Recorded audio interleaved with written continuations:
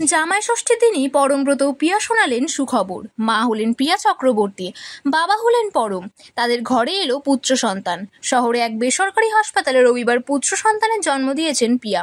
জানা গিয়েছে মা ও সন্তান দুজনেই সুস্থ রয়েছেন। সোশ্যাল মিডিয়ায় সুখবরটি ভাগ করেছেন সমাজকর্মী ও পরম পিয়ার পারিবারিক বন্ধু রত্নাবলী রায়। চলতি মাসেই পিয়ার ডেলিভারি ডেট ছিল, তবে মনে করা হচ্ছিল জুনের মাঝামাঝি সময় বা শেষের দিকে সন্তান আসতে পারে।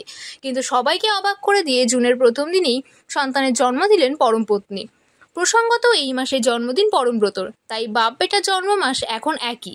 14ই ফেব্রুয়ারির পরে দিনই পরমব্রত পিয়া জানিয়েছিলেন তাদের জীবনে নতুন অতিথি আসার কথা। সেই সময় জানা গিয়েছিল যে সব ঠিক থাকলেই জুনে তাদের সন্তান ভূমিষ্ঠ হবে। গত মাসে কাজ থেকে ছুটি নিয়েই বাড়িতেই মাতৃত্ব উপভোগ করেছিলেন পিয়া। সঙ্গে চলছিল নিজের পছন্দের খাওয়া দাওয়া।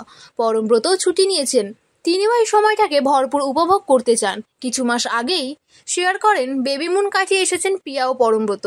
কিলবিল সোসাইটির প্রিমিয়ারেও পরমের সঙ্গে দেখা গিয়েছিল পিয়াকে। 2023 সালের নভেম্বরে আচমকাই বিয়ে সেরে নেন পরমব্রত ও পিয়া। আইনি মতেই বিয়ে করেন তারা। এরপর ঘরোয়া রিসেপশন করেন। বিয়ের পর তাদের কম ট্রোলের মুখে পড়তে হয়নি। পিয়া গায়ক অনুপম রায়ের প্রাক্তন স্ত্রী হওয়ার কারণেই তাকে বিয়ের পর কটাক্ষের মুখে পড়তে হয়। এমনকি তিনি নাকি তার সন্তানকে ফেলে রেখে চলে এসেছেন। কিন্তু পিয়া এক সাক্ষাৎকারে স্পষ্ট করে দেন যে তার কোনো সন্তানই নেই, অর্থাৎ অনুপম ও পিয়ার কোনো সন্তান নেই। এই প্রথমবার মা হলেন পিয়া। সন্তানকে নিয়ে তাদের প্রচুর পরিকল্পনা আছে। ইতিমধ্যেই টলিউড তারকারা তাদের শুভেচ্ছা জানাতে শুরু করে দিয়েছেন।